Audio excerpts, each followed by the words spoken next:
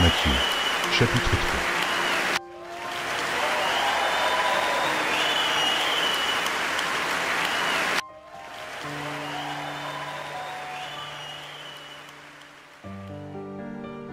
Matthieu, chapitre 3.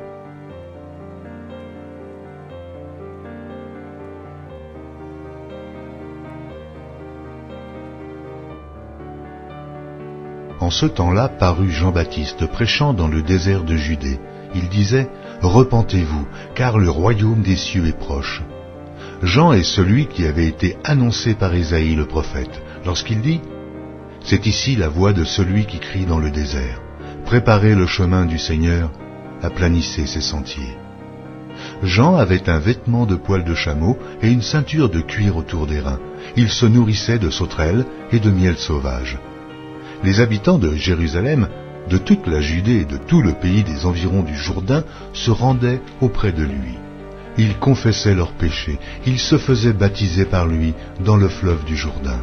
Mais, voyant venir à son baptême beaucoup de pharisiens et de sadducéens, il leur dit, « Race de vipères, qui vous a appris à fuir la colère à venir? Produisez donc du fruit digne de la repentance, et ne prétendez pas dire en vous-même, « Nous avons Abraham pour père. » Car je vous déclare que de ces pierres-ci, Dieu peut susciter des enfants à Abraham. Oh, déjà la cognée est mise à la racine des arbres. Tout arbre donc, qui ne produit pas de bons fruits, sera coupé et jeté au feu. Moi je vous baptise d'eau, pour vous amener à la repentance. Mais celui qui vient après moi est plus puissant que moi, et je ne suis pas digne de porter ses souliers. Lui, il vous baptisera du Saint-Esprit et de feu. Il a son vent à la main, il nettoiera son aire, et il amassera son blé dans le grenier, mais il brûlera la paille dans un feu qui ne s'éteint point.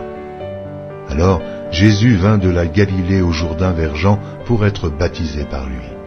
Mais Jean s'y opposait en disant, « C'est moi qui ai besoin d'être baptisé par toi, et toi, tu viens à moi. » Jésus lui répondit, « Laisse faire maintenant.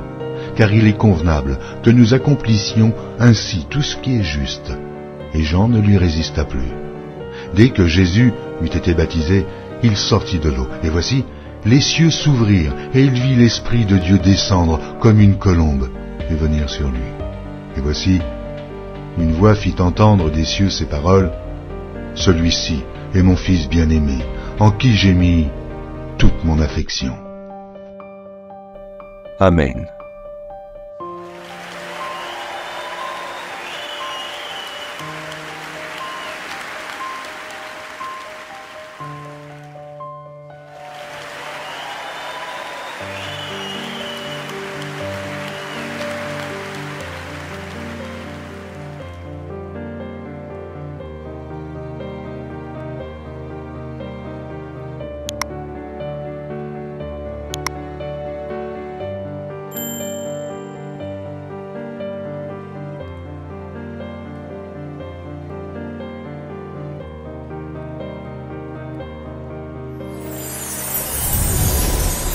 Merci d'avoir regardé.